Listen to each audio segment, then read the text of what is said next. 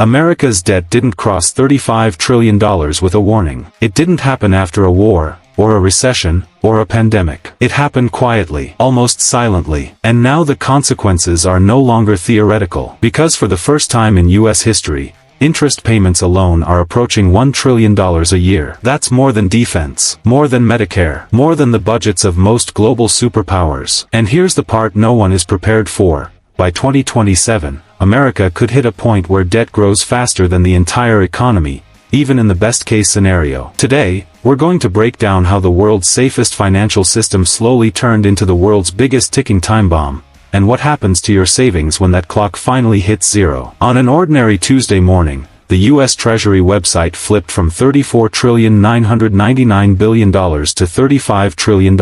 No headline, no speech, no debate, just a quiet change on a government webpage. But that number wasn't just a milestone. It was a threshold. Because economists have warned for decades that once a country's debt crosses 120% of its GDP, the risk of a debt spiral becomes mathematically unavoidable. America crossed that line months ago. But 2027 is when the spiral fully takes over. Let me explain what that means, and why history shows there's no painless way out. Every country that has crossed this level has faced one of three outcomes: inflation, currency devaluation, austerity, and default-like restructuring. Japan delayed the effects for decades, but even Japan is now hitting its breaking point. Italy, Greece, Argentina, they all entered crises within years of crossing the threshold. And the reason is simple. Debt at this level becomes self-reinforcing. You borrow just to pay the interest on what you already borrowed. That's a debt spiral. America just entered it. In 2021, America paid around $400 billion in interest. In 2024, it crossed $900 billion. By 2027, even if interest rates fall, the Treasury itself estimates the number will hit $1.5 trillion. Think about that. The United States will soon spend more on interest than on the entire military. And unlike the military, interest doesn't buy protection, or security, or growth. It buys nothing, just the right to keep borrowing. And that's when the system becomes dangerous. To understand what comes next, we need to look back at one year, 1979. Inflation was roaring, debt was climbing, and global investors began losing trust in U.S. bonds. So they demanded something terrifying: higher yields. The government panicked. Interest rates spiked. Bond markets shook. Gold soared. And the U.S. had to make a brutal choice: raise rates, or let the dollar collapse. Paul Volcker chose the first option, and the economy suffered the worst recession in a generation. Now fast forward to 2025. Debt today is 20 times what it was back then, which means repeating the 1979 playbook could collapse the economy far faster. For decades, America had a backstop. China, Japan, and global central banks bought trillions of U.S. bonds. Not anymore. China is selling. Japan is shrinking. Saudi Arabia is diversifying. Even Europe has begun reducing exposure. And here's the terrifying data point: foreign demand for U.S. treasuries is at a 20-year low. Which means the U.S. government can only do one thing: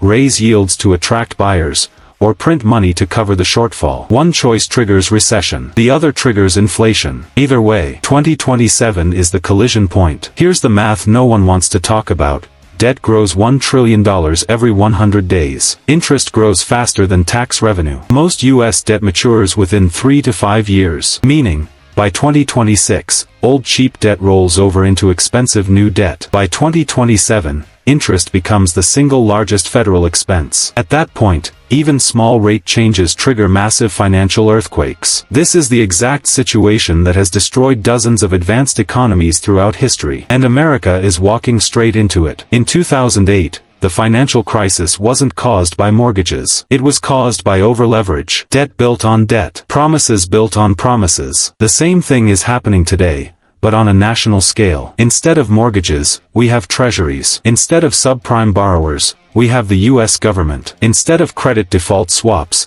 we have interest rate swaps. And all of it depends on one assumption: that U.S. debt is risk-free. In 2027, that assumption gets tested. When a country enters a debt spiral, three things hit the currency: falling trust, rising inflation, foreign selling. The U.S. dollar won't collapse, but it can weaken significantly. Gold will rise. Commodities will rise. Hard assets will rise. Because whenever a reserve currency loses strength, investors run to anything the government cannot print. This is where the story becomes personal. When debt spirals hit, savings lose value, credit dries up, mortgages get harder, jobs disappear, the middle class shrinks, and inflation becomes a permanent guest, even if prices stop rising quickly. Because once trust in a currency is shaken, it never fully returns. Not in Weimar Germany, not in Britain in the 1970s, not in Argentina, not in Italy, not even in Japan today. And the US is following the same trajectory. 3 scenarios. Scenario 1, the repricing, bond yields surge, interest costs explode, stocks drop, recession begins. Scenario 2,